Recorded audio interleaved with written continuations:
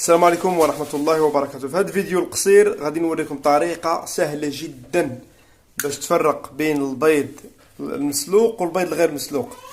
مثلا سلقتي انت البيض وجا الابن ديالك وخلط لك البيض بالمسلوق والغير مسلوق. طريقة سهلة جدا ورائعة صراحة، شفتها وبغيت نبارطاجيها معكم. كتقبض البيضة، دابا البيضة مخلطة، كتقبض البيضة كدورها بحال هكا.